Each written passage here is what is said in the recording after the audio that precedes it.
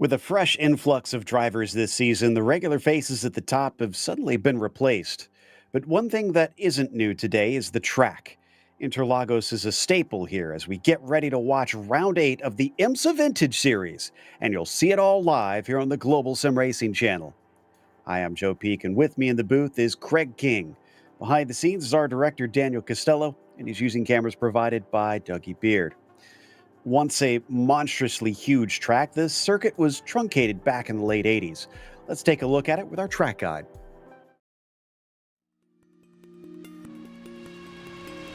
Welcome to Autodromos Jose Carlos Pache. Most fans and drivers simply know this place as Interlagos. Starting life as an absolute behemoth of a circuit, this Brazilian track was eventually truncated to the version you see today. Having hosted Formula One for roughly 3 decades, it's become very well known on the international stage. But it has also held rounds in the World Endurance Championship, as well as frequently seen Brazilian stock cars, motorcycles, and even truck racing. There's little difference between its two layouts, which includes the GP course and the Moto course, which simply adds a chicane to the end of the lap. In both cases, it's a tale of two circuits. The run past the start-finish line and into the Senna S, followed by the blast towards the Descida del Lago, are very high-speed sections that come back-to-back. Drivers will need to focus on top end in order to attack or defend. Expect most passes to happen in those two corners. But from Ferradura until Juchao, the track suddenly twists itself into a mess of hairpins and frustratingly technical turns.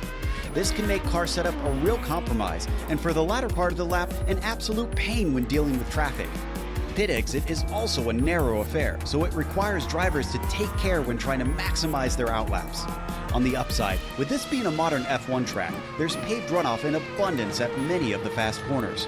The passion of the Brazilian fans always comes out in force at races, and it's no wonder with this picturesque track sandwiched right amongst the neighborhoods of Sao Paulo.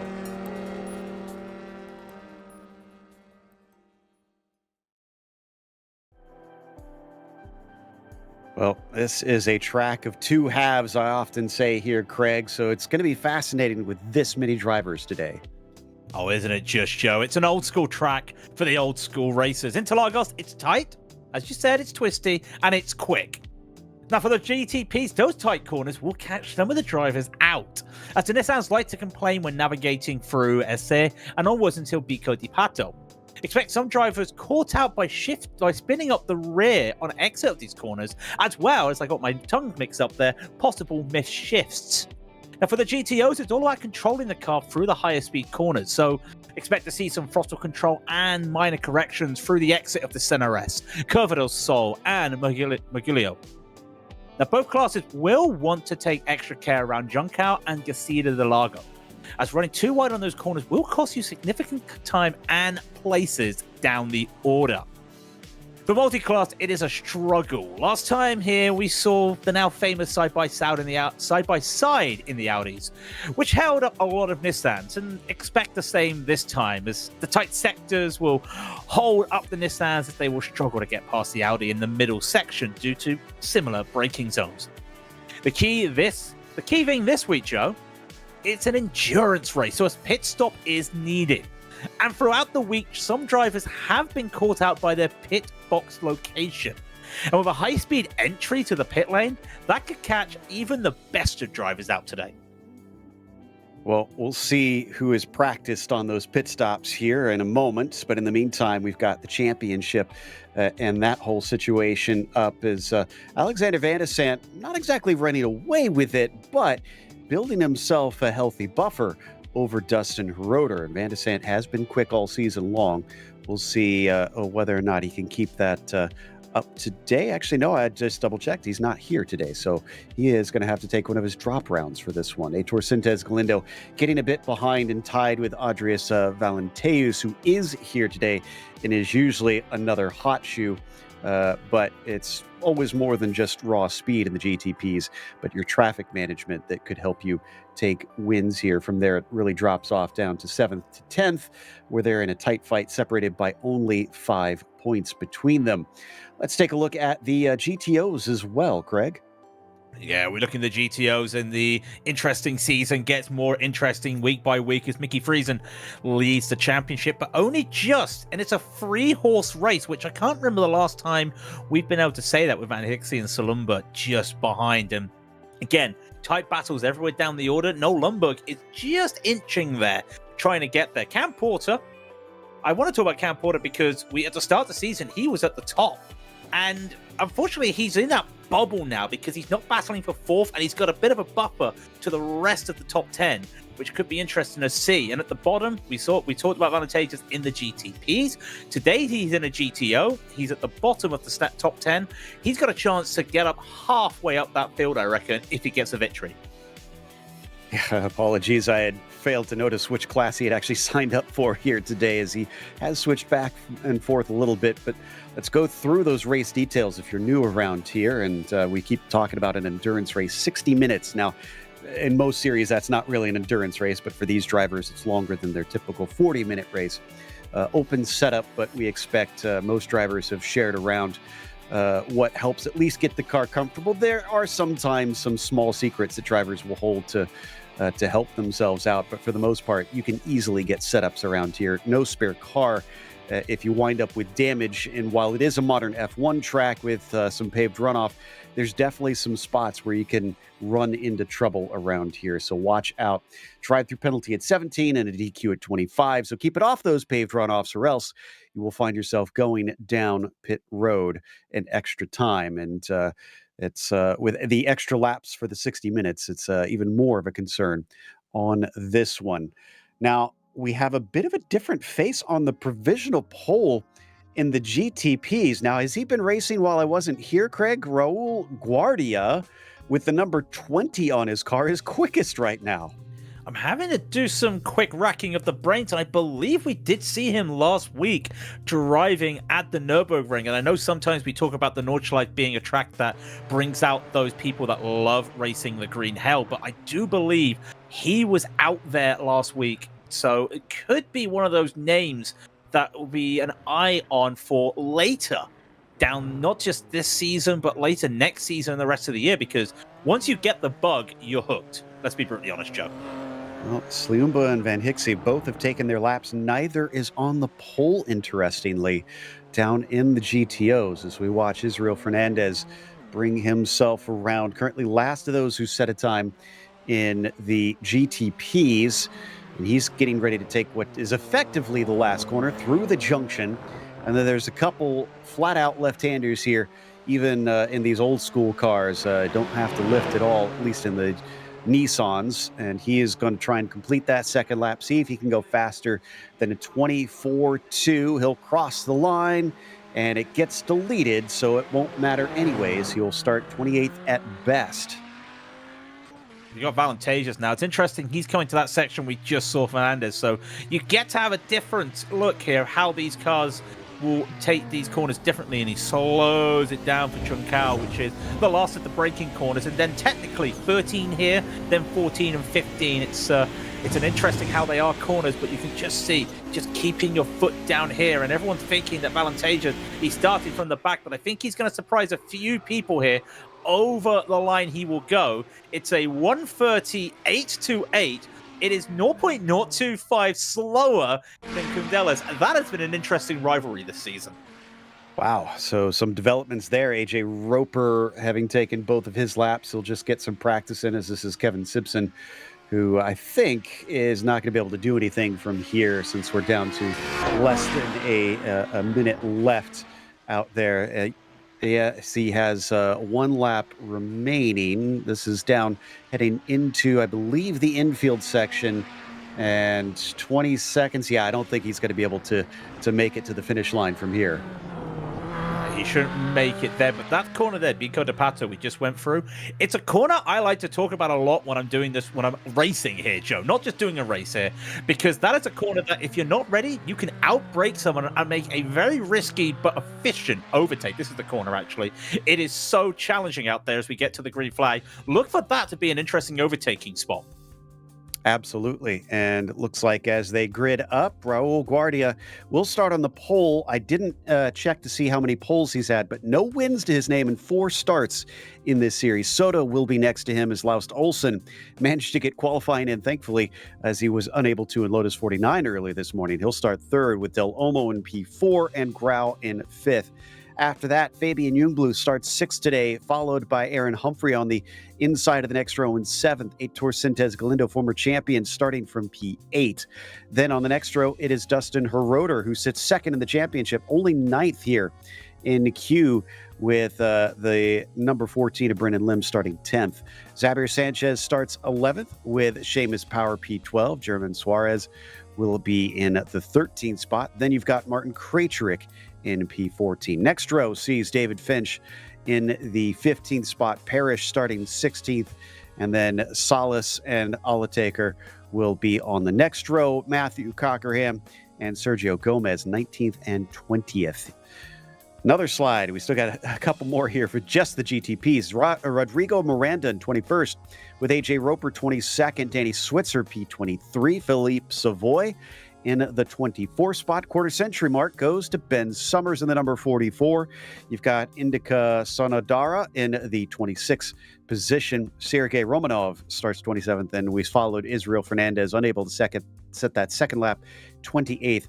Couple drivers that didn't set a time in the GTPs: Carlos Fonseca, Gavin Ropchan, Byron Long, Martin De La Hoz, and Tim Phillips round out your 33 drivers here in our GTPs, Craig. It's all right. I'll try and make it a little bit quick with the GTOs. It's a little bit smaller, but Cundelas is taking the front today with Valente just beside him. And then it's Joe Marty, a name we don't see a lot nowadays, in third with Noel Lundberg in 4th. So Lundberg will be 5th with Van Hixie in 6th. And Mickey Friedson, championship leader, will be 7th. That's an interesting battle there, especially with Josh Brain beside him in 8th. Romain Bello will be 9th, and Cam Porter will be 10th. As we head on down, it's going to be Emerson Gordon in 11th, with Kevin Simpson in 12th. Timothy Reed will be 13th. Bjorn Ackerman will take 14th, and Sam Skogard 15th. Pablo Rangel will be 16th. Ian Philip Johnson will be 17th, and Fulton Pollock 18th. Then we get to the non-qualifiers, where Benoit Davigny was the last of the time qualifiers, and then Hector Carrera Suarez, the first of the non-timed drivers, with just 2 more left, with Michael Haynes in 21st, Tristan Piper in 22nd. Yes, 22 GTOs, 33 GTPs. It's a full single split today, Joe. Cross that off your bingo list. Well, let's cross our fingers that we can get to the finish for most of the drivers. With this being an early morning race, it is nice, cool temperatures out there, so as they shouldn't slip and slide around too much. By the time they finish this up, it's going to be just past 8 in the morning, and I'm sure with the neighborhoods surrounding this track, they'll be up and awake due to the engines roaring nearby as they're heading up the hill, and Guardia will have control of the field any moment now. Question is, will he be able to hold on to that lead once we get around to the lapping, especially in this part of the track there? We saw the GTOs having to navigate through the infield. Pace car getting ready to release the number 20 machine. Certainly waiting until late. There he goes. Now he is in. Soto to his outside, and immediately the green flag is out. Huge jump for Raul. And it's now going to allow Olsen to be able to get up the inside, try to take second place away. Grau also seeing if he can get up to the podium positions. Round the outside here, he might be able to do it. Nice run up to third there for Farron Grau. 2 spots in the first 2 corners. Let's go to the GTOs. Onto the GTOs, it's looking pretty simple in the front, but Salumba taking some big risks to get a couple positions and almost running into the side of Noah Lundberg there, but he holds those positions. Josh Brain looking like he's caught a couple positions as well, as it looks all clear through the first time down the center S's for every car in the field. Not seeing any wrecks in the GTPs yet, so that's looking good. Although we did have a bit of a checkup in cars. Fanning out as somebody spins off there in the GTOs. I didn't quite make out who that was, though, Craig. It was Jean Marty. It looked like he actually misshifted coming through the not Curva de Sol, Interlagos, and he just misshifted, and Salumba had nowhere to go. and tapped the rear, and it was just an unfortunate tap of the rear, sent him spinning, and it also held up a couple other drivers. This is Finch trying to follow Parrish through, who's passing on Salvador Salas, coming up past the water tower now. He's got the inside, so going to be a nice shorter line, but he's going to be off the racing line into the braking. As long as he can take that apex away, he should be good and complete the pass here on lap 2. And indeed, he is now up into 15th. It's going to be interesting to see, especially with this time races. We see Switzer trying to make a move, a little bit of damage around the S's. It's going to be interesting because he'll hold off that line, can't make it done. Is that damage holding him? He's going to try his best. Going to try and make the send here, but this is such a tough move to make. Gets it done, slows the car down. That's a very tricky corner to make that move. And in the background, you can see what happens with another car going side by side. One of them goes off. Bit of a wiggle from Switzer there. I'm trying to make that move happen as we go down to 23rd. Alitaker there on the inside. Can he make it stick? It does look like he's going to get that one done. So drivers obviously eager to get some track position early in the race. Early in the race is the key point here to try and make sure you're in the right place. We just go quickly to a replay. This is Ben Summers. It looks like he's going to go a little bit in here. Is he going to be tapped from behind it? Yeah, just a little tap. And of course, with the way these cars are a little bit wedge-like, it really just kicks up the car, and then the aero decides it's enough to flip him over. Unfortunately, he was a turtle, and he had to go in to take a tow. Not the way you want to start a 60-minute race here today. Up to Sanchez now. And did something just happen to Sintez Galindo because he's dropping back behind them very quickly. Sanchez sitting in 9th behind Seamus Power, but also ahead of Aaron Humphrey here. Yeah, I can report that Sintez Galindo actually had a lockup going into the center S's, and that cost him a bit of time because he went on to the runoff, not where he wants to be. He's going to have to calm it down. He's got a bit more time to play with today as we start to see him. And we saw Javier Sanchez as well, and this is Salas harassing the back of Sintez Galindo. Those tires will be a little bit warm for Sintez Galindo at the moment. He's got to be careful. And a little twitch there from Salas. So many people in this area take so many different lines. I think that caught him out there. Yeah, in fact, just behind you can see Roper versus Finch. Roper around the outside in the orange machine. Finch going to have the desired line, but I don't think that one is over as they're going to continue on side by side all the way through Regulo. And this comes to the junction, one of the critical corners on the track. Finch has to give it up. Roper ahead. Great move there for Roper, and he gets it done now. But Finch slowed down a little bit there. It keeps him in the tow.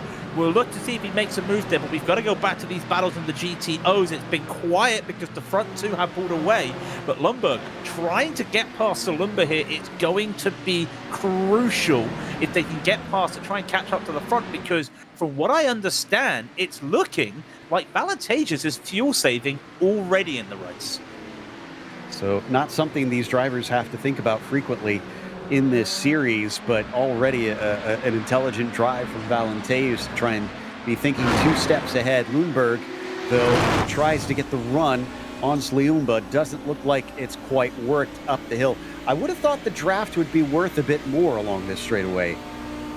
I would so well, and you can see now he gets it. He is side by side. He's got an axle there. He's going to get this done. He's going to have to be careful. Got a lot of curve to work with there, and slides the rear. Gets it done, but you would think. But at the same time, Joe, you've got to remember, these cars will be putting a lot of stress with the tire turning, because even though it's flat in prototype cars, they still have to put a little bit of force there on the turning in these GTOs, and I reckon it may just scrub a little bit of possible time there, and then they can't get up to the top speed just right away in those GTOs. Is Guardia already catching the lap traffic here? Because there's a car up ahead of him. That's Ben Summers, so I guess that's the car that had to take a tow after he flipped on his lid. Then up in front of him, yes, they've got Michael Haynes, looks like Philip Johnson, Piper, all very close by. So we're about to see the first of the insanity that is the IMSA Vintage Series. And the delta between these cars is looking about 11 to 14 seconds. He's 5 seconds away, so expect him to hit him in the middle of the track around Pinheiro. I reckon is where he's going to see the first lot of traffic. It's going to get dicey. Will he catch Ben Summers before? Because the last thing you want when you come to overtaking traffic is overtaking traffic with the same speed as you, and that's what Ben Summers has.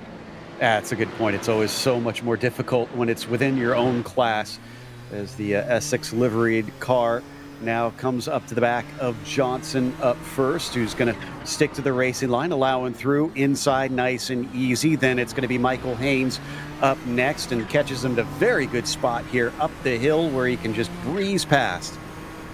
Yeah, and now he gets a little bit of a breather. He can get past Tristan Piper here onto the straight, no problem. And Piper, just a little bit of hesitance there, but gets back to the racing line, and now he's got a little bit of freedom. He does get a bit of dirty air through here. First time he'll experience that because of that lapped car in Ben Summers.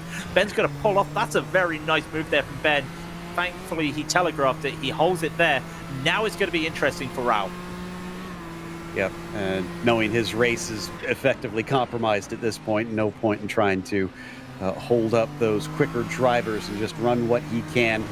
And yeah, you're seeing the difficult decisions that have to be made every second by our GTPs as they come across this traffic scope guard, being aware and again holding his line consistently. Now we head into the infield once again.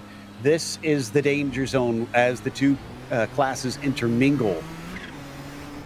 Through Pinheiro, and this is Bico Tapato. He makes that move on Forbin Pollock pretty swiftly, and that's just how he wants to see it because it does not hold him up. And now he will get a clear braking opportunity here through Junkao, and it does not hold him up. And look at that, that is just perfect for him. He goes another lap with minimal issues there. I think he only had to consider a deviation once that whole lap, and that would have been coming down turn 4 to Cedar del Lago. To his credit, Laust Olsen's actually been doing pretty good with that traffic as well. He's still only about 2.5 seconds behind. He's been kind of sitting in P2 since the start of this race, with Farron Grau, as we mentioned earlier, having gained those two. Still on the podium for Javier Soto was the one that struggled, still down in 4th, unable to pick back up on what he lost early on.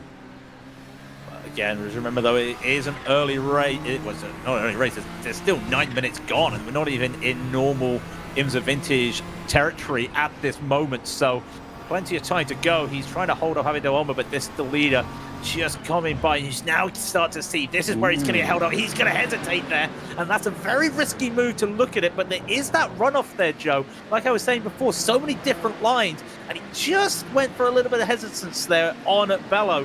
But now, again, Vigo de Pato, he gets past Mickey Friesen, no problem. He's going to try and not cause an issue here. But is he going to put a wedge between him, between Van Hixie and Brain? He is indeed, but he actually manages to...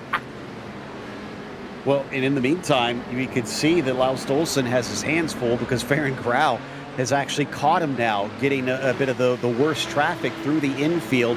And my goodness, it's just a slalom at this stage as they weave between the Audis, and thankfully it looks like that worked out for Laust Olsen, gaining on him. Grau pokes his nose, both of them trying to clear them by the time they hit the first turn, and they will. Big, that's crucial for Grau, and that's crucial for Laus as well. And in fact, it's also crucial because that allows them not to lose time on Javier Soto and Javier Del Olmo in the background. And where is Del Olmo? I think he is just there. You see the orange car in the background. He's lost some time, but Farron trying to find the bookmarking opportunities here, and it's not worked. Noel Lundberg goes a little bit wide here, and now Grau gets a little bit more speed compared to Laus Olsen. It also affects Salumba. Every corner right now is having a positive or negative effect on each class, as you'd expect, but it feels like it's more negative than positive. Well, the good news for Laust and for Farron is that they've just got 2 more cars in the GTOs to pass this time through, and then they'll get some clear air once again.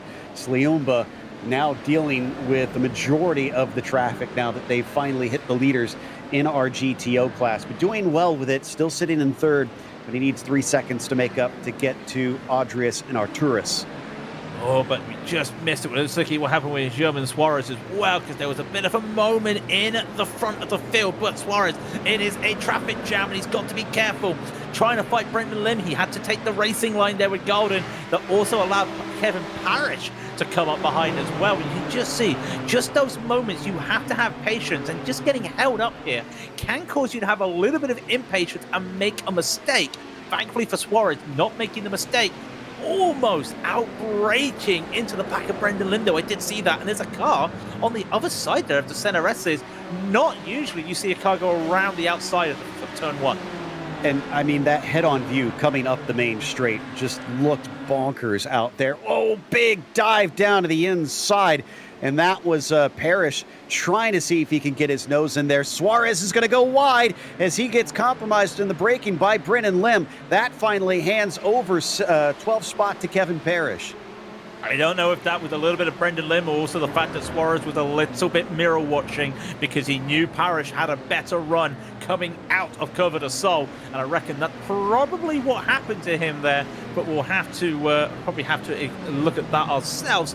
But the battles continue on as other cars still. Remember, bigger field in the GTPs to the GTOs. They're trying to get by, and this is Matthew Cockerham trying to find a way to fend off David Bench. He's already made 2 positions up this lap. He was 20th to start this lap. He's made a couple, so somebody else has had a mistake somewhere down the line.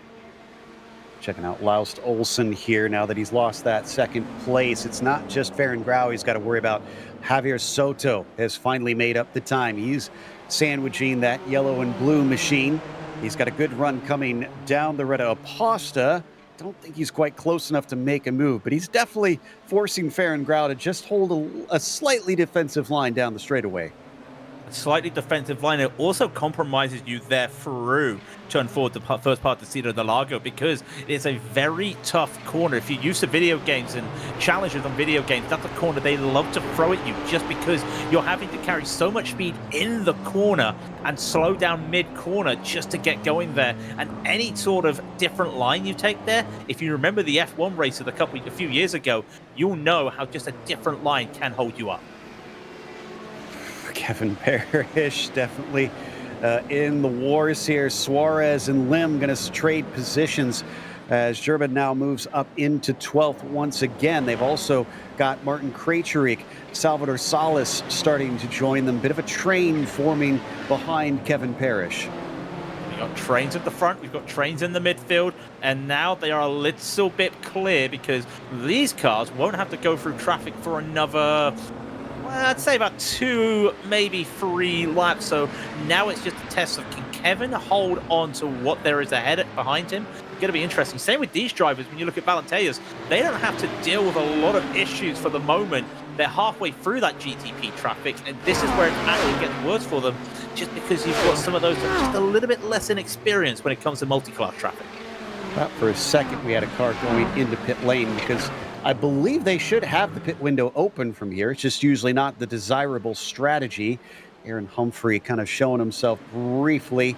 This is the battle for 8th with Seamus Power just in front of him and Xavier Sanchez in behind. You know, I thought I just saw, and I was right, yes.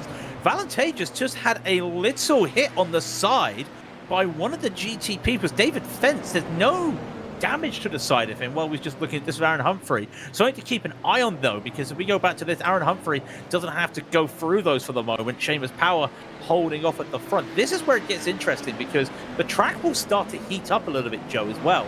Yes, it's still 7 o'clock in the morning. It's only going to get to 8 o'clock in the morning, but just that hour, we know ourselves, you know, it will keep heating up.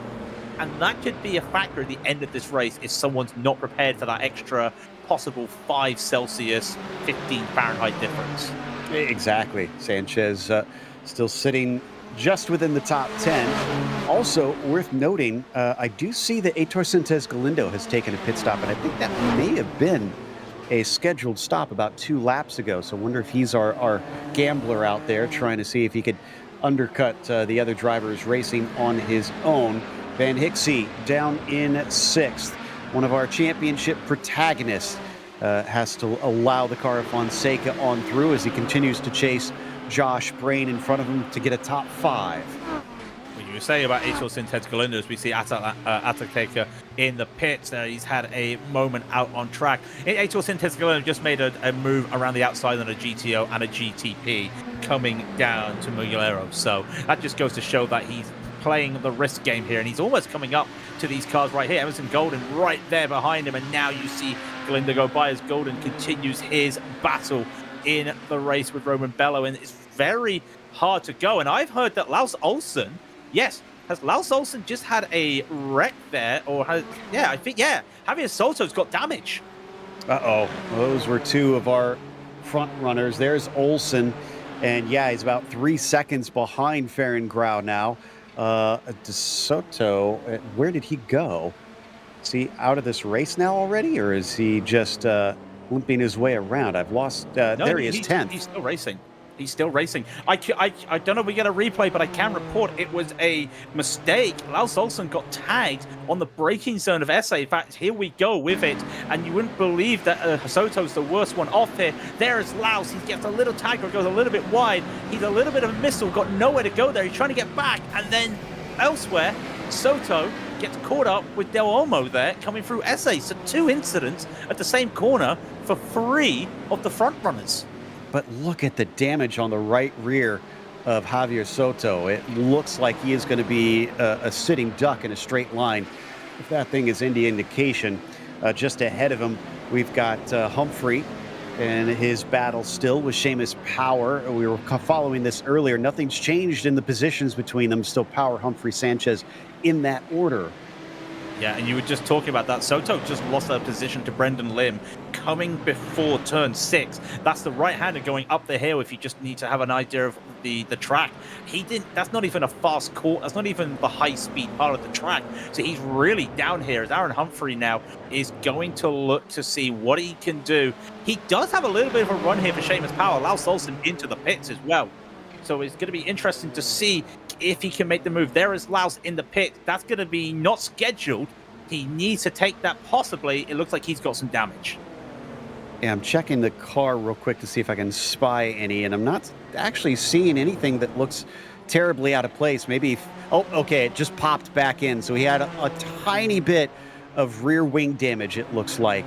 And he's going to try and get back out, maybe take advantage of the opportunity to repair it here early on. But he's going to be off sequence to everybody, which means he is going to be dealing with traffic and maybe even passing slower cars in the GTPs as he tries to make up time.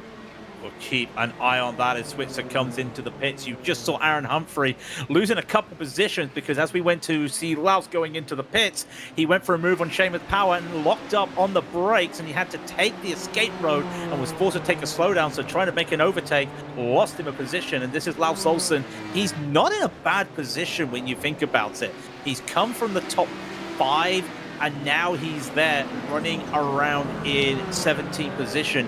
He does have to go through some traffic, but his pit stop's done for the race. He can now just focus on getting to the end. He may still get that top 5. He's just got to hope now that the stars fall in line for him. Now, as for Switzer's pit that she briefly touched on, I believe he had damage, so he needed to come in and get the car repaired because it looked less than 100% there. Valenteus leads because of the incident that we saw up at the front there, and that means that not only has he saved a bit of fuel earlier on, he's still got those 2.5 seconds over Sluyumba. So while he doesn't have his dance partner, I think he's still sitting pretty. No, and you've got to realize, well, you've got to think if you're Salumba that if you've now got that mistake and you've lost all that time, you almost have to think your race is over, because how do you catch up to the man that is Valenteus? He is just I wouldn't say a freak, but the word they use is an alien, and he is an alien when it comes to both of these cars. And now he's got no one working with him. On his own is when he's most dangerous. And Van Hixie, he's got someone working with him at the moment, because this battle has continued for the whole race with Josh Brain and Mickey Friesen just there. He's just coming out of the slipstream, but he's still there. Yeah, many of our protagonists there in the championship battle are still up and amongst it in the GTOs, with Valenteus, Liumba, Van Hixie down in 6th. Honestly, probably not where he wants to be. Gaudin a little bit farther back here is fighting with Bello just ahead of him. This is for 8th place as they allow Byron Long to sneak on by them for now. They've also got Timothy Reed just in the background there, waiting for them to slip up. Just one mistake and it cost you. Just remember what I said, especially at corners like that one. We see AJ Roper now looking like he's going to try and make some moves. Javier Soto just in front. Did he almost take out Skogard there? It was a very close one. I think they both had a little bit of a slide in the middle of the center S's there. Yeah, and took a lot of curb. Not something you want to do in these GTPs because of the way they use the ground effects for their downforce. So he'll get away with it at least this time, but don't want to clatter those too often. Fonseca, did he just brush the wall in his attempts to make this pass? Because that looked like a big puff of smoke. I think it was a close call with the wall. In fact, he may have tapped it. Be interesting to see, but I see no damage on his car, so it may have just been a little bit of scraping that black and red paint and leaving it in Brazil and keeping the rest of the car in the hauler when he gets done. But still having a battle here, and it's so interesting. This is probably the biggest GTP field I've ever seen, Joe, and it's just really positive to see so many battles still at this stage of the race with the 33 car field. Absolutely, and coming back to Aaron Humphrey now in 8th position. It looks like he's not been able to get by Sanchez. Actually, no, Sanchez was 3rd in line, wasn't he? So he managed to pass Humphrey while we weren't looking and got himself 7th place. Next up, going to be Seamus Power. They've just got to go by Cam Porter first. Yeah, I believe that was Javier making an overtake when Aaron went wide and off the track, trying to overtake Seamus a few laps ago in the center S's, and unfortunately Aaron not able to get back there, but he does in the slipstream. But here's a problem, and in fact Parrish really realizing the situation, he could have gone for a late move going up there in Ferrada. However, he realized it was not going to work. He's just going to sit behind the back of the back of Humphrey even, I apologize. And that could be a good fuel-saving opportunity. We haven't talked about the fuel in the GTPs more than the GTOs. And hello, around the outside, Seamus Power there on Jon Marti.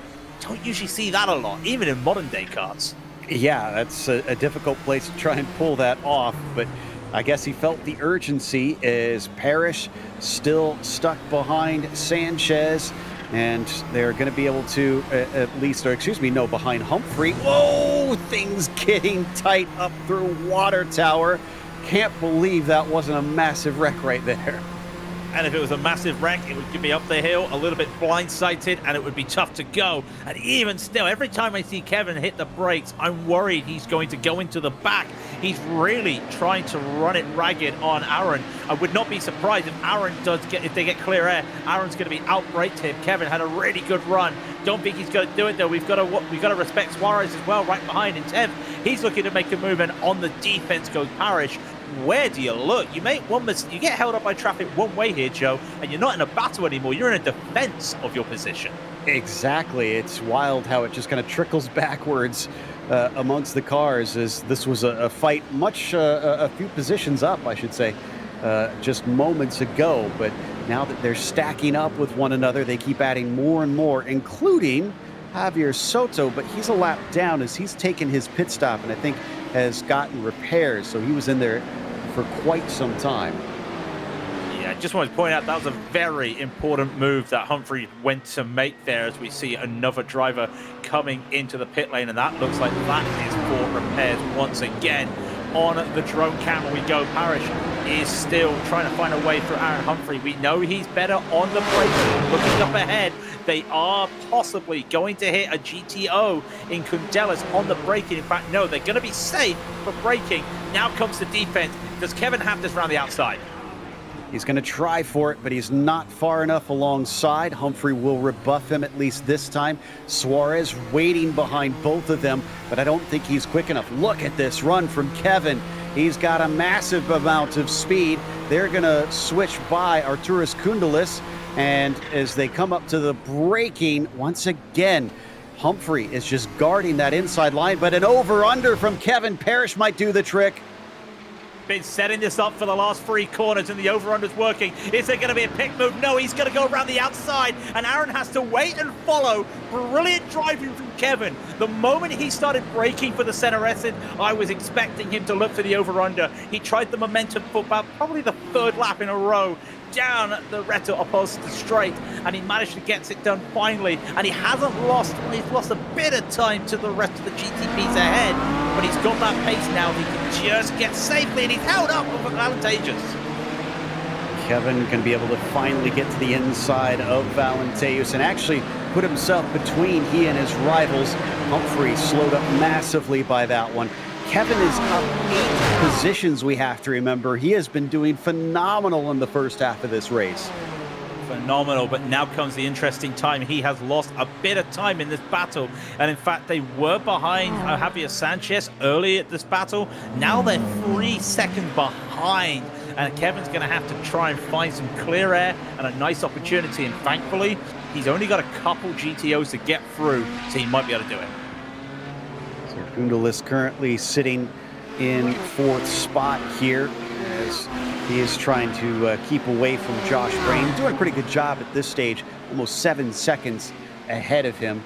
Instead, I think he's more looking forward where he's got Noel Lundberg just a second or 2 up the road, a possibility to be able to get onto the podium for the Central Eastern European driver, Jorn van Hixie, a bit farther back, still sitting in 6th.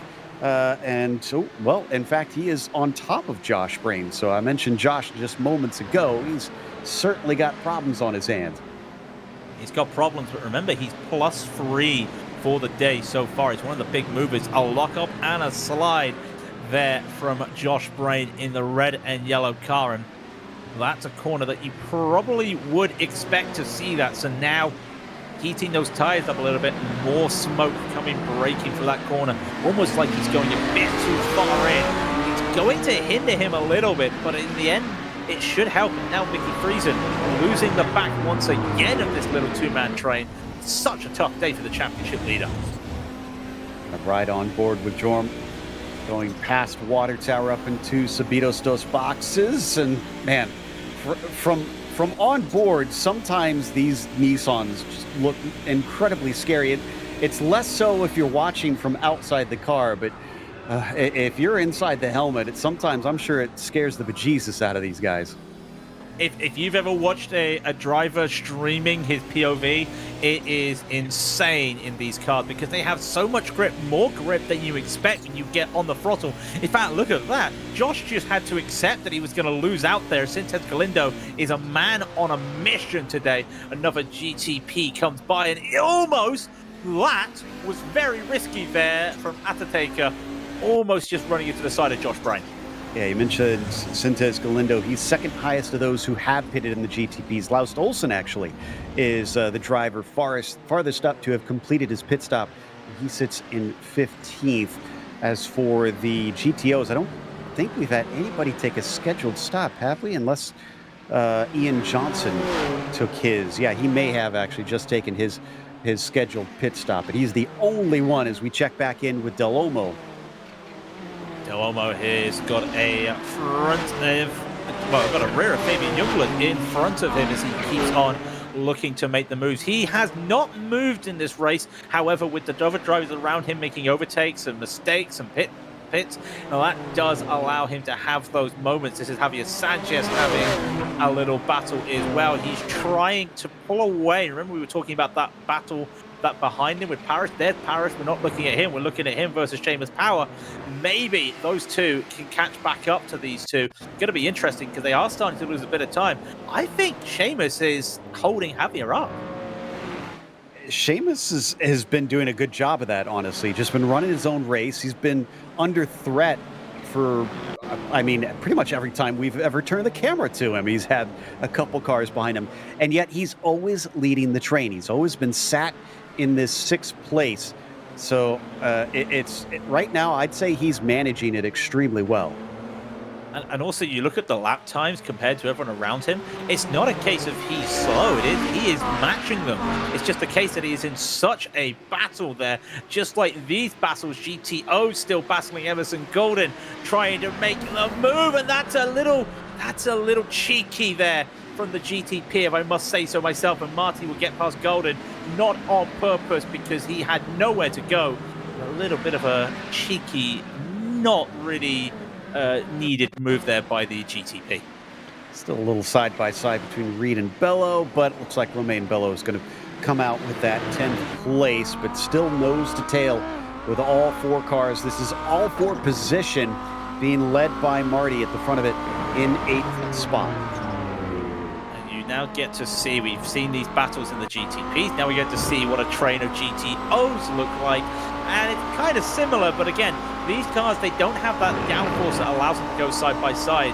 Hence why that 2x2 last in time by was so interesting. Into the pits go Marty. Ooh. Now he did have some damage at the start of the race because remember he had a spin. I reckon that's a little bit of an undercut and also just to clean up any damage he did have.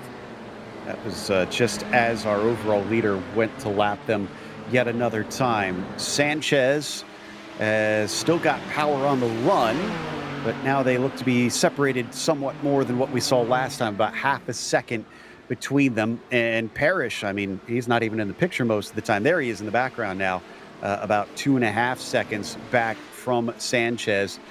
As, back up to Del Olmo, and with a smooth move under braking, he gets by Jungbluth to get onto the podium. Great move then. You see as well, Heroda's there as well. They had a lap GTP to get by as well, and he just took his advantage. And we've seen a lot of that now today, with drivers getting better run on the exit of the center S's, just with the way drivers take it, and it just helps them because that's a corner, Joe, where you look at it, it's a normal set of S's, but some people don't realize you want to really go tight around the left-hander and almost hog the inside apex there to get a good run, and it does catch some drivers out sometimes if you don't get that optimal line. It's a very, very technical circuit, so yeah, it can be tough to try and get right, as Roper having to cut underneath some of the GTOs as he attempts to escape. Brendan Lim here has got a few of them actually looking like they're breathing down his neck at this stage. That's Solace as well in that group, and Martin Krejcik trailing just behind them. Brendan Lim now coming down into the braking for the junction, as I think that's Laust Olsen going through. It is indeed Laust Olsen going through. Remember, we got to keep an eye out on what Laust Olsen and Sinted Galindo is doing when the pits come in fully, but Salumba is caught up to the back of Valenteus, as is Noel Lundberg. Now, I remember last week, Joe, when we were at the Nordschleife, we saw Valenteus, he was slowing down on the Dottingerhohe, and he was just allowing people to get that slipstream so they couldn't make the overtake. I reckon this isn't the same today. I reckon this story of him fuel saving is actually the truth. I wonder if he's trying to zero stop. It would be I don't think it's possible, but it'd be very interesting. I wouldn't think so.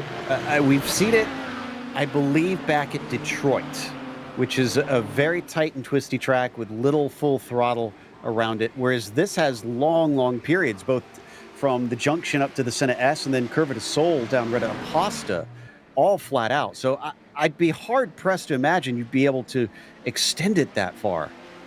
He's just lost a position, and remember, I did talk about he had a little hit on from a GTP about, 20 minutes or 15 minutes ago.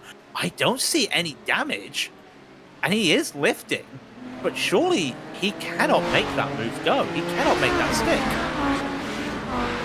So Sliumba now leading this race, Valenteus in behind. We think maybe trying to play some strategy games out there through Ferradura as they run. Sliumba is one of those fighting for the championship. Definitely does not want to give Audrius any more points than he could get. Salas pits in, so does Krejcik, so we got a couple more cars. Lim also pitted about a lap ago, so he's been in and out carrying on. Still Laust Olsen, the highest driver who has stopped in the GTPs. This is the battle for the lead, or battle in air quotes for the lead in the GTOs. Yeah, it's a battle in air quotes, but look at it. It's now a 4-car train here. Kundelis has caught onto the back of this. And at the start of the race, because of the fighting, we did see a couple drivers were just not catching the front two of Salumba and Valenteus. And now all of a sudden, it's a 4-car field. The rest of the field, 13 seconds behind them. And in fact, Kundelis realizes the situation. He's coming for a pit stop. Well, that's an undercut. That's another driver trying the undercut here. Interesting stuff. Okay, so and that's one of our front runners coming in to try that, which is even more interesting because we haven't seen many of the GTOs at all, let alone drivers up at the sharp end, try to pit early to see what they can do. And Kundelis is already heading back out as we watch Fabian Jungblut here try and see if he could catch Rotor to get to 4th position, having to once again slice and dice his way past our GTO leaders. Now down to 23 minutes left on the clock. And Seamus Power is also pitted. So there's a battle that we're watching before. We'll have to eye and see who comes out ahead in that fight. We'll wait to see who's in that fight. Brendan Lim is also in the pits. He's got massive damage after an accident, so his race looks to be done for the day. Van Hixie continues on his battle with Josh Brain and Mickey Friesen. Remember, I was talking about the front 4. They were, 13 seconds away ahead of everyone else. This is the battle they're ahead of, and it's interesting to see. You've got that 3-car was a 4-car battle. You've got a 3-car battle here. Behind them, another 2-car battle. Behind them, another 2-car battle. Grouped everywhere you look. And if I'm Van Hixie, I'm happy right now, just like I'm Valenteus as he's looking to retake the lead. And if you notice Suarez dropping down the order, that is because he had a bit of a half spin coming through the Interlagos, so he lost a lot of time and now has Laust Olsen on him. Back to Valenteus, though, on Sliumba, down through the curve at his soul as Lundberg trails in behind them. Pokes his nose out a little bit, but doesn't seem interested in trying to make the move as they break for turn 4. And he's lifting. More lifting, Joe. I can see it. He is fully committed to this fuel-saving strategy. I know we talked about that this is the track that Detroit's a track you can do it. This is the track in modern day cars where if the fuel rate in a lower times race with pit stop would work, you could pit with about 5 minutes left in the race. So it just goes to show that it is possibly doable. It would be very interesting to see Valenteus do it. It would be a massive change in the way this is raced if he does do it. 3.5 laps of fuel, though, that's a lot of saving. But I mean, if he's saving it in the slipstream and saves that much, doesn't have to make a pit stop. Doesn't matter how slow he has to go on the last lap. He's probably going to have a massive gap over everybody else. So yeah, you might be right that this could be possible as they come down. Oh, well, now he doesn't have a friend to save off of, though, because Sliumba's pitting in. That's going to be interesting. He still has Lundberg, but the question is, will he want Lumbo to go in and look at that line? So Lumbo making sure he doesn't get caught out with pit lane issues today. Van Hixie now battling. One of those things I did say, I said drivers got caught out this week, Joe, from the pit lane. The pit box is literally the first one's right by the cone, and that can catch people out, as some people, they do like to listen to the crew chief giving them a countdown. That is what I was referring to earlier today, and thankfully, knock on wood, we've not seen anyone have that mistake. Yeah, for those that aren't familiar with iRacing, your pit stall is determined by your qualifying, and it's easy to figure out if you're up towards the front of the field, at least in the fastest class. Now, as we get down to the Audi GTOs, you might not know exactly where it's going to place you unless you kind of know how many pit stalls are out there, and that's why drivers could get caught out with it being earlier than they expected, because they do share pit stalls as well as it wraps back around once you fill up all of them out here. Meanwhile, Van Hixie still chasing, sitting in behind the Momo car as they are into the final third of this race at this stage. Joe, I jinxed it. Salumba, I was wondering why Salumba is in such a good position after his race, because there he is at the front of this car train. He missed his box. That's why we saw a tweak. He missed his box. And he went around again. And I think that's what happened. It would not surprise me. But then again, he's that car surely he wouldn't have that issue. In fact, here he comes again. He's going to be losing out of time. He's going to slow down now, and let's just see. Is it it's the first one, Joe? He missed it. Wow. So frustrating, I'm sure.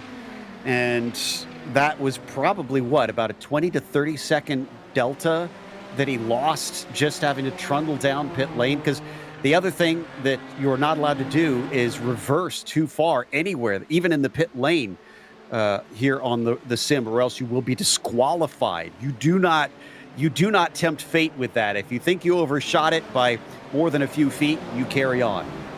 The cone-to-cone delta for Lundberg was just under 30 seconds. For Salumba, going into the pit, missing his box, 15 seconds. Factor in having to come down that pit exit, which hasn't got a pit limiter once you come out of and take the left-hander on the inside Ceneretzes. But that is a lot of time lost. And in fact, there he is. He is 11th now. Yes, drivers need to take some more pit stops, but he is 38 seconds behind Valenteus. Lundberg, only having one pit stop, is 25 seconds behind. Ferran Grau, Xavier Sanchez both pitting in now. And in fact, Grau is heading out as Olsen is coming down the main straight. So I think Grau now takes the place of our driver with the highest pit stop. And Olsen was at one point racing for a second place, for a podium here. Ferran definitely pulling a jump on them, as there you can see him on screen now. He's in 5th place. Everybody in front of him still has to pit. Everyone's got a pit as well, and there's Javier Sanchez coming out. Let's see where he comes out. He has got Seamus Power ahead of him, so that has not worked out for him. The undercut just working for Seamus, and they both get held up there from Valenteus, who is on the fuel save strategy. Leader of the GTPs comes in, Guardia comes in, but this is the battle we need to keep looking for, because the pace would be on Power, but getting held up by that one GTO just put a wrench in the works. Our leader has pitted. Guardia is in. It looks like Del Olmo also pits. Heroder will inherit the lead temporarily. Jungbluth also carries on for this one as we continue to watch what was a battle before the pit stops. After they sequence themselves out, they are still nose to tail. We see our leader now, P3. Just Jungbluth and Heroder at the front, left to pit, and he has got a fantastic... Look at that, it's a clean line. He's going to get one GTP there. I believe that's the repaired Brendan Lim. There is Ferran Grau. He has timed that perfectly with the space. Nowhere else to go. Who was that just flashed past the camera there and outbraked himself? I think that may have been Ackerman. I'm seeing him slow coming down Curva de Sol now. But interesting camera shot as we watch down the hill through the Senna S. Somebody kind of went by us in a puff of smoke. There's Bjorn now. There's Bjorn. I think it might have been. It would be interesting if we had his camera. Wait. Can we get a close-up of Bjorn? I just noticed something. I'm sorry, but my wife will love this if I can actually get her to take a look at one of these. Is that a Katamari Damacy? Oh, no, it's not. It's a unicorn. I thought it was My Little Pony. Oh, I'm so disappointed. I thought it was a Katamari Damacy themed paint scheme that he had on there. Very close to it, but once you get closer, you can tell it's not. And regardless, Dustin Heroder now pits in, and Jungbluth is now our leader. Yep, as well. And Guardia will get by him, and there he goes. And now he's only 9 seconds behind Fabian Jungbluth, so it's basically a net P1 for him. And that's what he wants to see. I'm still wondering, when does Valenteus pit? 15 minutes left. That is going to be the story that I'm just going to keep on hitting until the cows come home. An old British saying there as he keeps on going. But this is Guardia looking to make a move. Javier Sanchez still in the battle, though, Joe. And they got Aitor Sintez Galindo ahead. Now, where was he before he pitted? Oh, Rodrigo Miranda and Fabian Jungbluth just had it coming together, and they were not battling for position. This is a bizarre situation. I don't know if we'll be able to get a replay. Banging wheels against each other coming into essay. I don't know what was going on with our temporary leader in the number 10. You know what? I think it was actually an issue there because they had a GTP beside a GTO, beside them, and that's what it looks like. We'll probably have a look at that later on. Javier Sanchez continuing his little battle as well. We're going to have a quick replay of what happened. I believe, though, it did look like that was Kundalis in the green GTO here. Just had a little bit of a spook. Oh, yeah, you're right. That may have been heavily involved in it. And there was a bit of netcode, I think, at the very end. But both times they definitely made contact. Definitely made contact as well. These guys haven't made any contact, and they're having a really good battle. And if you're Javier Sanchez and you're watching on his stream, you've got to think it's a little bit nail-biting now as this two-car battle is a three-car battle as they look on. Sintet Galindo must be loving it, though, because Power cannot make an attack. He has to go on the defense, and late braking. Javier trying to catch him out there. There is Sam Skogard. This is coming tight. Skogard with a tap, and that was not intended by Seamus Power. No, sometimes you're just in the heat of the battle. Poor Sam was kind of an innocent victim in that one. Just couldn't get out of the way in time, gets bumped off to the side of the track. Thankfully, it doesn't look like he got hit hard or ran into anything hard, so he'll be able to carry on. Aaron Humphrey and the 25 going wheel to wheel down for what is a 10th place battle. That was Finch that he managed to sneak through on. Her rotor, in the meantime, has spun around in what looks like Vico de Pato. Yeah, do you know, I wonder if he's got some sort of damage that Fabian Youngblood comes into the pit. He does have some damage on the wing of his car. In fact, that's happened this lap. In fact, he's come out of the pit, and his first lap after the pit, he got tagged from the rear, Joe. It looks like, did he get tagged because he was braking? No, he lost control himself. Okay, so here we go as he comes around. Oh, yeah, you're right. The car just got a wiggle on him, and as it spun around, couldn't keep it out of the wall. My friend in the booth, Adam Young, would call that the hospital wobble. Well, that little wobble has cost him as well. We're looking at Suarez in his little battle here as well. I can report now with everyone pitted. Remember, we were talking about Laus Olsen. He is only a couple seconds. Well, I say a couple. He's 7 seconds behind that podium. Not affected him too much having that early pit stop. Seamus Power on the defense, though, as he looks to take the inside of Aitor Sintet. Galindo makes it move. That's perfect for him. Galindo is going to try and make the response. You know it. There's no traffic ahead of them now. This is going to be vital. Sanchez sitting in behind, but he's unfortunately boxed in with no place to go. 3 wide, maybe. He thinks about it. He gets the inside of Sintet Galindo as Seamus Power tries to use this opportunity to run away from the pair of them. Still wheel to wheel coming down into Vico de Pato. Around the outside for Sintet Galindo. Not really the place you tend to want to be. And indeed, Sanchez comes out in 7th. But Seamus made a mistake at that same corner, and he cannot take that advantage to try and get some free air. And now all of a sudden, it's now the same 3 guys in different orders, and Seamus has no help in front of him. Sintet Galindo is now wondering what on earth just happened those last 2 laps. Can Javier try and make a move now? Nothing ahead of them for a good time. He's going to try it, but it's so tough in these machines to make a move so late at the center S's. Nothing doing this time. They're not out of the woods yet. Plus, they've got Martin De La Hoz in front of them, who is a lapped car within their own field. And that's going to be even more tricky as they go by Cam Porter. At least 2 of them do. Oh, no, and Cam Porter makes contact with Aitor Sintet Galindo, who rudely shoves him aside. Yeah, that unfortunately is on Aitor for what happened there. He got a little bit desperate. He knew he had to keep on battling. Kevin Parrish continues his battles as well with David Finch and Martin Kraytrick behind him as well. And he's looking to try and make moves. He can't. Suarez made the overtake before the corner. I believe he did that coming down into the center S's. And he's now trying to pull away. But Kevin Parrish, he's had a really good day. Can he finish it off with a really nice finish? Now, is my timing and scoring lying to me, or did you have this too here, Craig? David Finch hasn't pitted yet, is that right? Yes, I have this too.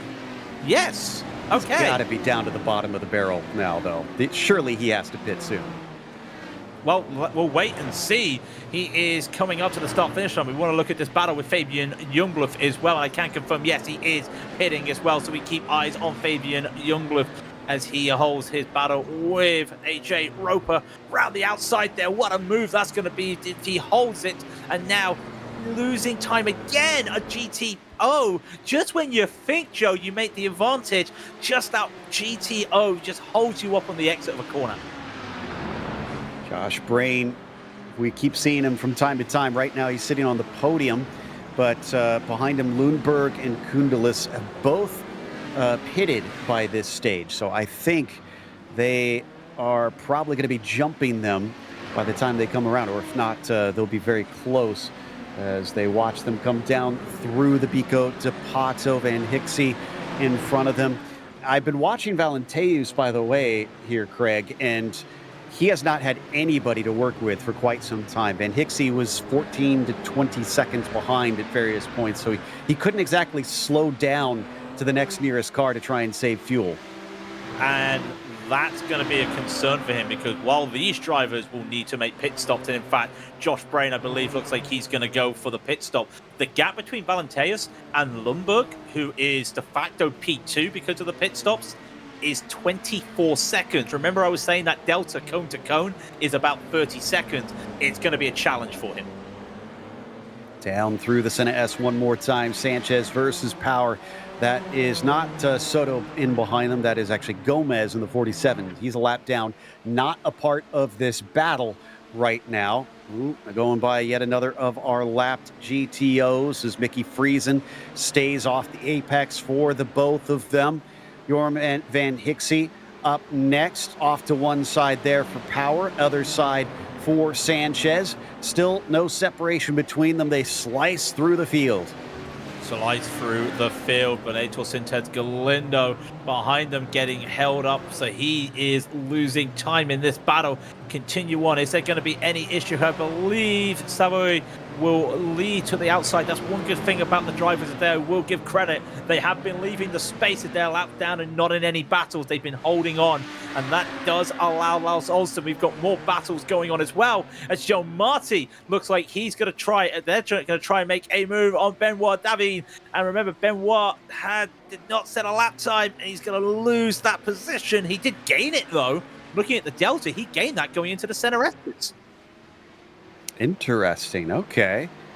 Benoit trying to make up for that lack of qualifying in the race. Up 6 from where he started in this class. But that's with a bit of attrition, too. We haven't mentioned we've lost Pablo Rangel, Israel Fernandez, Danny Switzer, Tristan Piper, Ian Johnson, Bilas Alataker, and Salvador Salas from this race. 48 still out there, which is plenty for this track. Remember, we started with 55, a rare full car split in this race, in this series as well. And it's very interesting to see that the numbers, especially on such a tight and technical track where mistakes are left, right, and plenty around here today, is just giving us some really good racing.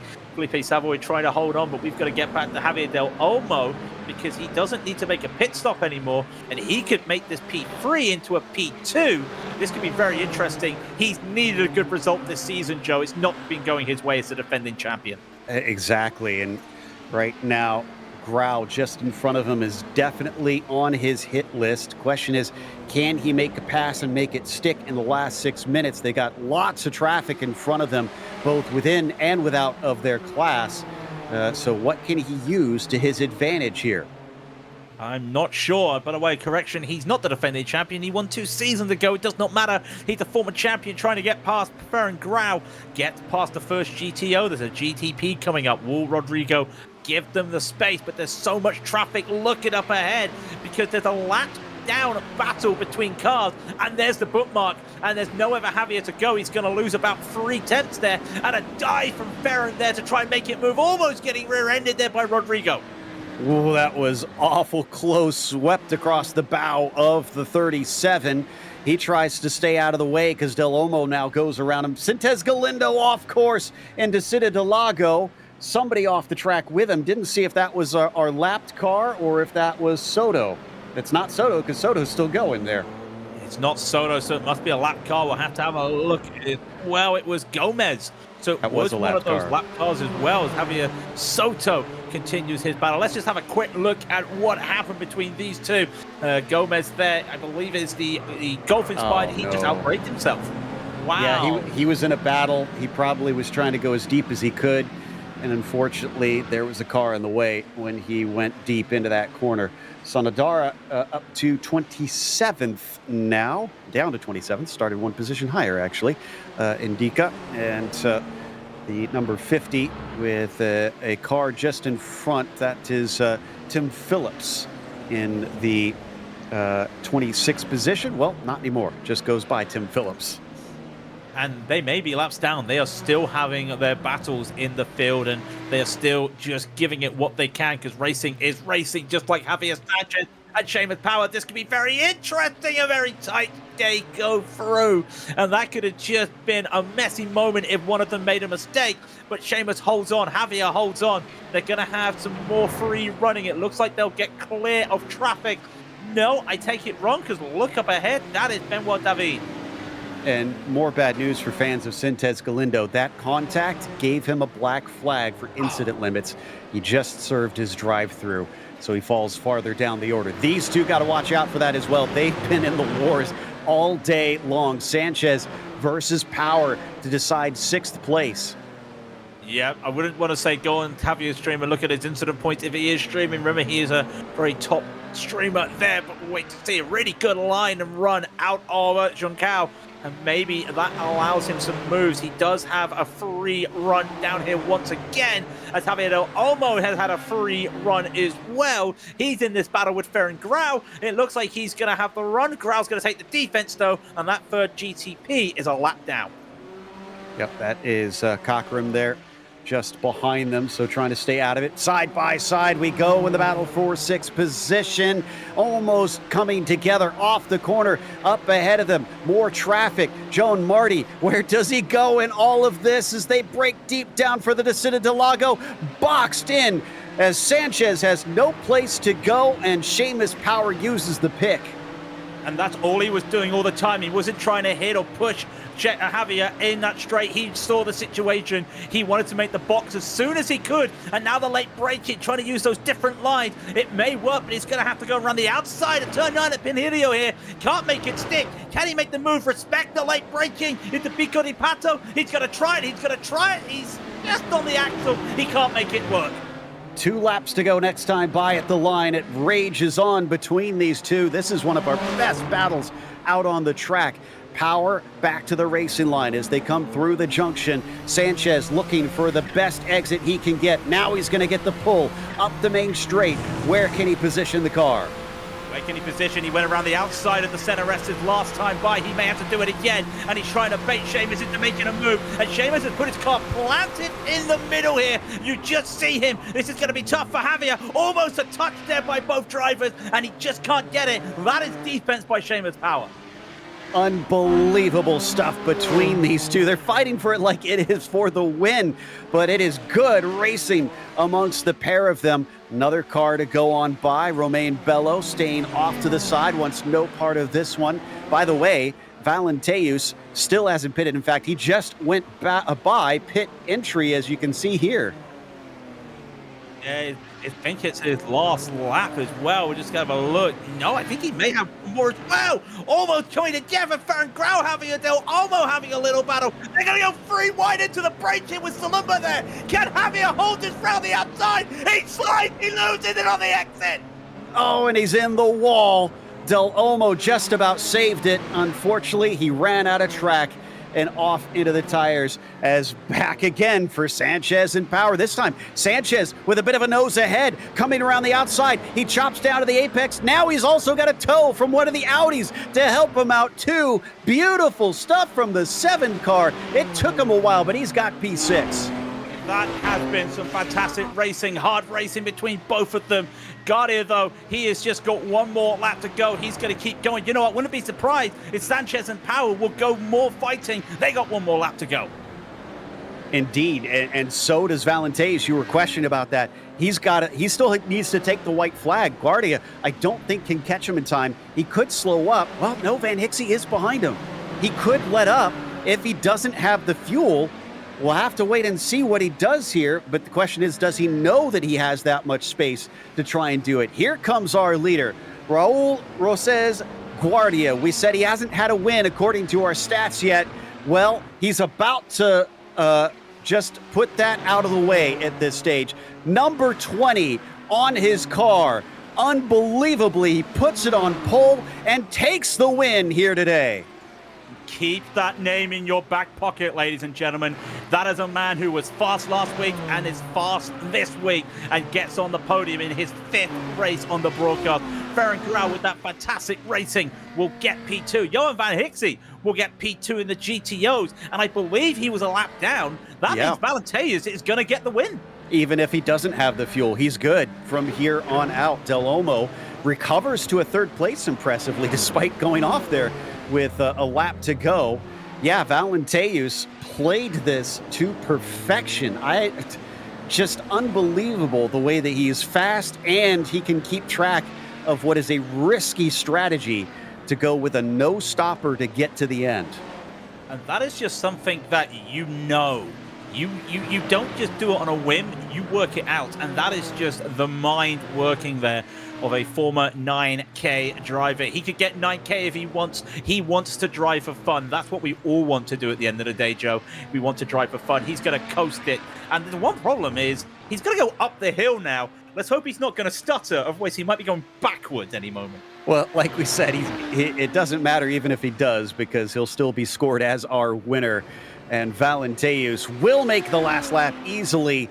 Victory on fumes for Audrius Valenteus twice today now in both of our Vintage series, which is going to take us to a quick break. We'll come back with the unofficial results as well as driver interviews, so stick around.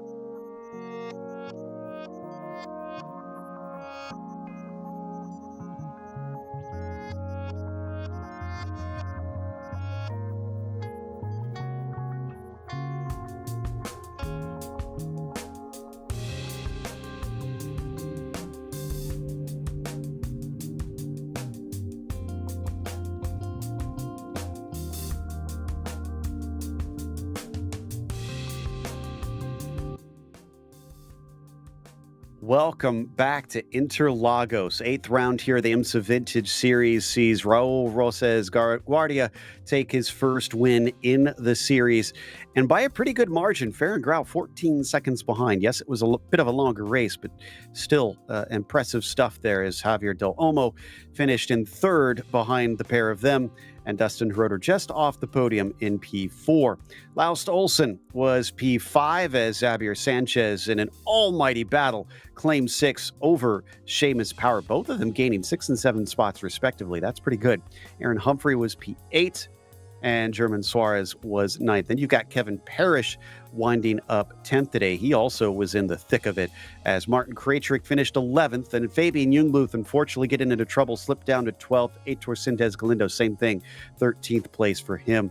AJ Roper, though, heading forward, going up to 14th after starting 22nd. David Finch, last one on the lead lap, behind him in 15th. From there, drivers a lap down in this endurance race. Javier Soto in 16th, Cockram in 17th, and Miranda 18th, and Fonseca P19, and Philippe Savoy in 20th.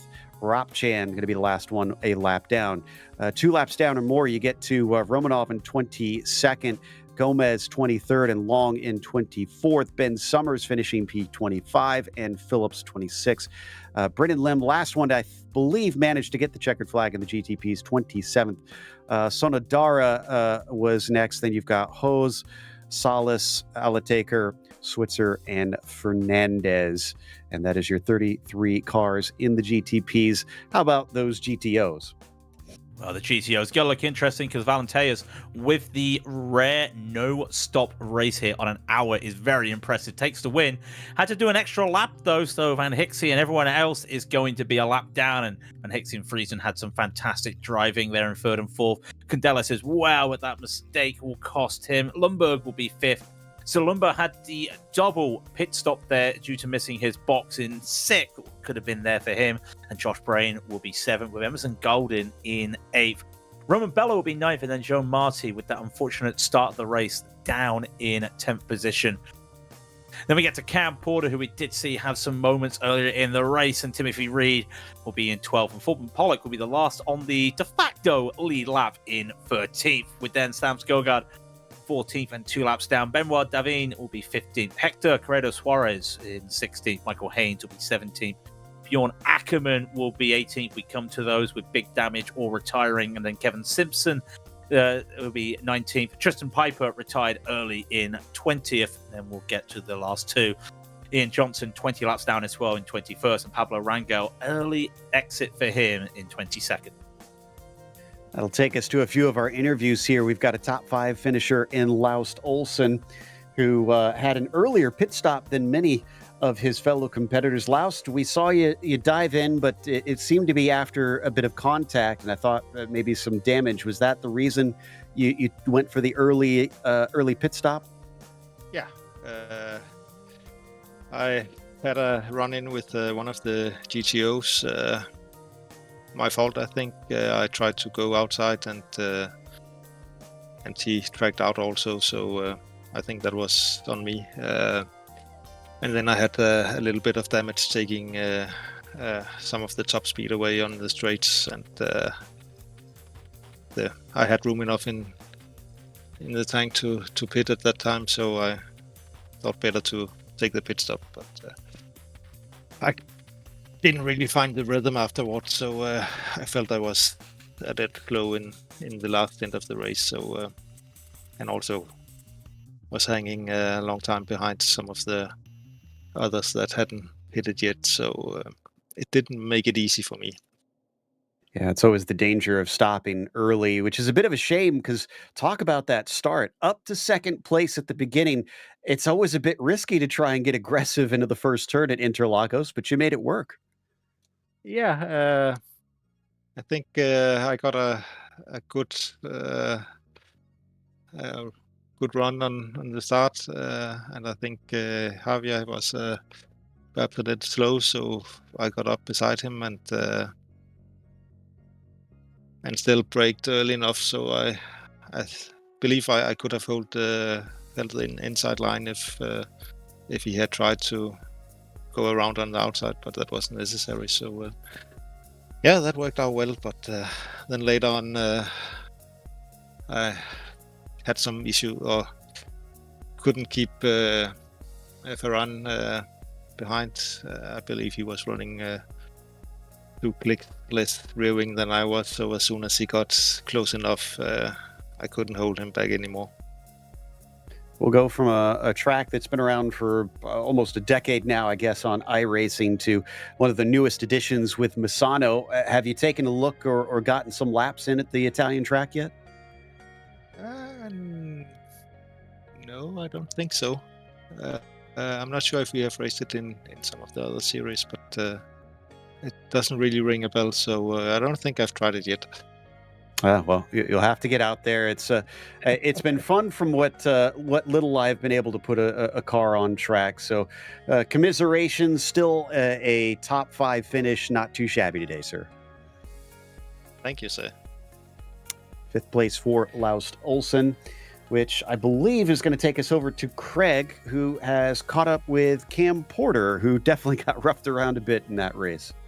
Yeah, with Cam Porter here today, and we did see that moment early, near the end of the race at turn 4. But Cam, I just need to double check something. I did see you go into the pits on the last lap. Did you run out of fuel, or was that for damage? I was on pace to do a no-stopper. I was saving fuel the entire race, and I thought I could do it because about halfway, I still had more than 50% of my fuel left, and I was sure I was going to make it all the way, and then coming around that last corner, I was I had 1 lap of fuel left, and I wasn't getting the white flag, so I pulled into the pits, and as soon as I pulled into the pits, I got the white flag. So that was a really frustrating end to what I felt was a pretty good effort. I think I could have had a couple of spots at the end there, but I basically gave myself a drive-through. I didn't bother stopping to get fuel, and then I ran out on the last straight and got passed by one of the other drivers, so I lost a spot there. So yeah, kind of a frustrating end to a somewhat lonely race today. It was a bit lonely, we did see. I want to pick up on that fuel saving, because we know Van Teus completed the race on a no stopper, and we were talking about it. What gave you the idea? I don't know if it's the idea, but what made you work out that it was possible? Because I know this is the track where you don't use a lot of fuel because of the middle sector. Was that a reason in it, or was it something that you saw early in the week with other drivers? Yes, I did see it earlier in the week. One of the other drivers, I think it was Joram, successfully no-stopped the race. So I thought, well, I could probably do it too. I don't have the pace that Joram does. And then that was in the Wednesday race, and I noticed that I'd taken only 16 liters of fuel or something like that in my fuel stop. So on the Friday race, I tried to no-stop it, and I came up a lap short. And I could see where I could save fuel. Gear, using different gears and not flat shifting and like lifting to shift, stuff like that. I know I could have saved more fuel yesterday, so today I said I can do it. Told myself I can do it, and I did it. But just that last lap, confusion with the white flag, whether it was I didn't know it was actually the last lap until I pulled into the pits. So yeah, that was frustrating. Frustrating race. And one of the things as well that probably would have helped you with the fuel savings today, one of the largest fields we've seen in the GTPs, which 33 GTPs. I know you had an incident out there with one of them. We did unfortunately catch it on the camera. What is it like as the slower car around here, trying to just navigate that? It's one thing to know, okay, I'm through the traffic, but then there's an extra 10 cars, because usually you're dealing with roughly 22 GTP. You had to deal with 33 today. How is that around there today? It didn't look very comfortable. Yeah, your eyes just said it all. It's exciting. That's how it is. Gosh, you never know where they're going to try to pass, unfortunately, especially with many new drivers, names they haven't seen before. I'm kind of surprised that I had that incident with that particular GTP driver. He's normally very safe. He was probably desperate to keep up with those guys that were ahead of me, but I feel like at this point I have been a regular long enough that everyone should know that I will take my normal line if it's available. So I was turning in normally into that corner, and that particular driver thought he could make it in there and follow through. I think the other drivers that were going through that corner ahead of me. I don't hold anything against him for that. I know he's normally a very cautious, conscientious driver, so no harm done there. We'll get back to racing next week. Yeah, I know this is the home of where Max Verstappen had his incident in the pit lane with a certain driver. I don't think we're going to be seeing that with you or anybody after this race. Don't worry. Cam, we'll let you go. It's been great talking to you again. We look forward to seeing you next week at Mugello. But until then, thank you very much. Cam Porter, who finished 11th and almost on for a no-stopper. Indeed. One more driver to talk to. 13th place with Aitor Sintes Galindo. Another one that pit early here. Aitor, we were talking to Laust. He said he pit early due to some damage. Were you kind of the same situation, or what was your call for? In a way, yes. Let's start from the beginning. I was streaming on this race, and unfortunately, I didn't. My PC started acting up like I was racing in slow motion, quite literally, and it was like I was all over the place, messing corners and stuff. And I was going to pit on the first lap possible, so I could take off the stream and get more CPU. After that, I could manage to race properly, but I was off. I was off strategy, so when the people went pitting, and it was like, well, sitting duck. Frustrating race today, unfortunately. B13 could have been much better. I had place for. I also enjoyed Interlagos, so yeah, frustrating. But well, it is what it is. So chin up and better week next week. Well, I definitely hope it's a cleaner week as well, because we saw that at one point you had a drive-through down pit lane that happened after you had some contact from behind. Was that frustrating for you that you got kind of pushed over the edge by someone else's mistake? Yeah, in a way.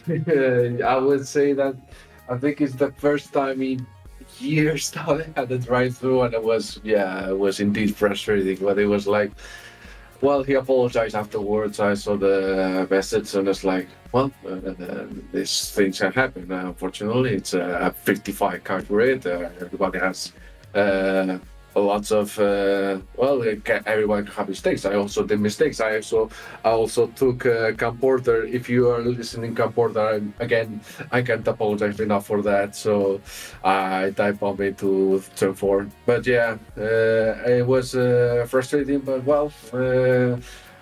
frustrating, but we have to chin up again and get some points and next week. Yeah, we were just talking to Cam. I didn't want to call you out on it, but the good news for you is he described you as usually a very cautious driver, so he knew that that was atypical for you. I don't think there's any ill feelings. Putting all that stuff aside, I was asking Laust about next week with Misano. How about you? Have you been able to practice at all? No, I still haven't practiced that yet, but I think it's going to be quite interesting track. I think it has a lot of paved runoffs, so I think it's going to be an off-track fest again. I hope not, because after this race, 21 of incident points, I think I need to be careful for this week, but I'm looking forward to that because it's going to be an interesting track. Personally, I've raced it in not the same side, not very fun, but I probably with a more downforce car it will be much more fun. So yeah, looking forward to next week. Yeah, don't want that safety rating to get too low, but commiserations on today's race, and hopefully we'll get to talk to you over in Italy. Absolutely. Thank you guys for the broadcast and interview. I think you see you next week, Misano. That was Aitor Sintes Galindo. Came home P13, today, which is going to wrap us up with a big thank you to the IMSA Vintage community, as well as to our team today, Daniel, Craig, and Dougie. Make sure to check out our social media, our website, and our merchandise store. And also don't forget to subscribe to our YouTube channel so you don't miss a moment. Like we said, brand new track next week. That's Misano Saturday, April 11th at 1 p.m. Eastern. Don't miss that one because that should be interesting to see the new dynamic with these cars. In the meantime, though, be sure to check out our other broadcasts that we have listed here. And until next time, race clean, race hard, and we'll see you on the track.